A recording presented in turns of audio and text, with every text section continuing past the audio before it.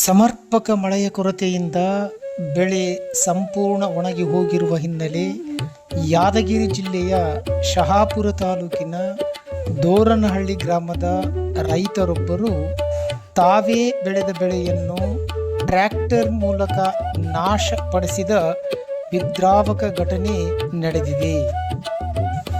ದೋರನಹಳ್ಳಿ ಗ್ರಾಮದ ರೈತ ಮರಿಲಿಂಗಪ್ಪ ಸಾಲ ಮಾಡಿ ತಮ್ಮ ಜಮೀನಿನಲ್ಲಿ ಹತ್ತಿ ಬೆಳೆ ಬೆಳೆದಿದ್ದರು.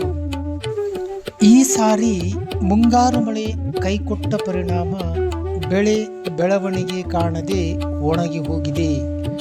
ಮಳೆಯ ಕೊರತೆ ಅಭಾವದಿಂದ ಭೂಮಿ ಬಿರುಕು ಬಿಟ್ಟಿದ್ದು ರೈತರಲ್ಲಿ ತೀವ್ರ ಆತಂಕ ಮೂಡಿಸಿದೆ. ಬೆಳೆ ಉಳಿಸಿಕೊಳ್ಳುವ ಎಲ್ಲ ಪ್ರಯತ್ನಗಳು ವಿಫಲವಾದ ಹಿನ್ನೆಲೆಯಲ್ಲಿ ನಿರಾಶೆಗೊಂಡ ರೈತ ಮರಿಲಿಂಗಪ್ಪ ಟ್ರ್ಯಾಕ್ಟರ್ ಮೂಲಕ ಬೆಳೆಯನ್ನು ನಾಶಪಡಿಸಿದ್ದಾನೆ. ಸರ್ಕಾರ ತಕ್ಷಣವೇ ರೈತನ ನೋವಿಗೆ ಸ್ಪಂದಿಸಿ ಬೆಳೆ ನಷ್ಟ ಪರಿಹಾರ ನೀಡಬೇಕೆಂದು ರೈತರು ಆಗ್ರಹಿಸಿದ್ದಾರೆ.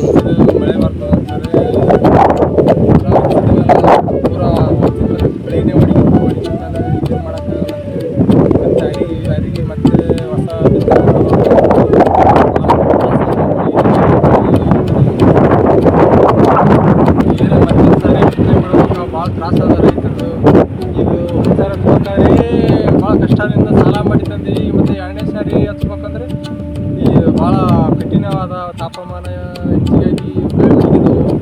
ಏನನ್ನ ಸರ್ಕಾರ ಪರಿಹಾರ ಕೊಡಬೇಕು, ಜಿಲ್ಲಾಧಿಕಾರಿಗಳು ಎಲ್ಲ ಸ್ಪಂದನೆ ಮಾಡ್ಬೇಕಂತೇಳಿ ಮನವಿ ಮಾಡಿದ್ದಾರೆ.